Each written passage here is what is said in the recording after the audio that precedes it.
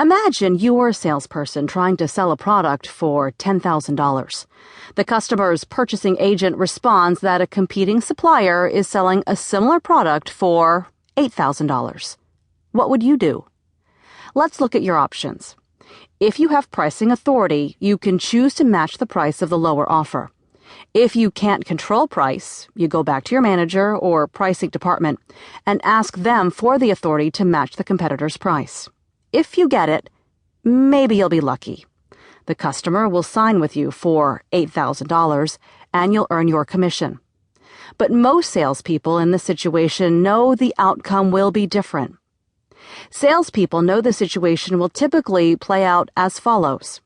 The purchasing agent won't be content with a $2,000 discount.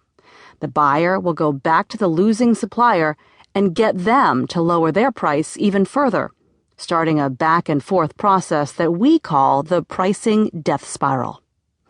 This process, where smart buyers try to squeeze every last penny out of their vendors, is good only for the buyers. With a pricing death spiral, there are no winners, only survivors. Pricing with confidence, the subject of this book, allows you to avoid the pricing death spiral. The approach outlined in this book will help you close the deal without leaving discount dollars on the table.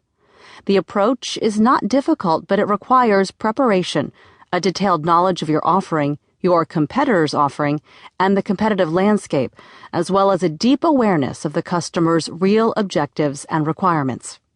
With pricing confidence, when the purchasing agent mentions the bid from one of your competitors, your response will be different. The throughput of the competing machine is half of ours, you will say to the purchasing agent. Your engineers told us they needed the throughput of our product to increase your product yield. But if you don't think the throughput of our product is really required, we're pleased to offer you a machine that gives you 60% of the throughput for $7,900. Which do you prefer? Now the purchasing agent is on the defensive. If the purchasing agent insists on a lower price, he can get it, but will have to accept a lower value product. If, as is more likely the case, the increased throughput is essential, the purchasing agent must acknowledge that fact and be prepared to pay the higher price that reflects the increased value your product delivers. Whether the customer buys the lower value product, whose price beats the competition, or the higher value product, whose performance beats the competition, you come out ahead. That's confidence in pricing, and that's what this book is all about. 10 Rules of Engagement. Pricing with confidence requires an understanding of 10 rules of engagement. Each rule is a general reminder to all members of the firm of what is needed to grow both profits and revenue in increasingly competitive and price-oriented markets. Here, in brief, are the 10 rules to pricing confidence.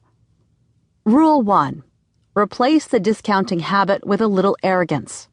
The best way to dislodge any deep-rooted habit is to replace it with another. Price discounting is entrenched in most organizations. As with any addiction, the discounting habit is tough to break cold turkey. The best way to dislodge any deep-rooted attitude is to replace it with another. Arrogance, feeling good about your products and services, provides the confidence needed to kick the discounting habit.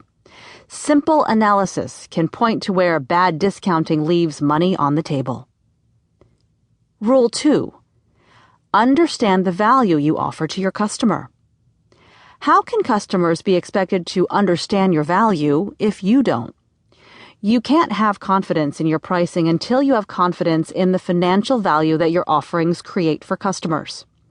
Even though many managers are convinced they can't get this information, the reality is that most of your customers are eager to tell you. All it takes is asking the right questions and being willing to listen.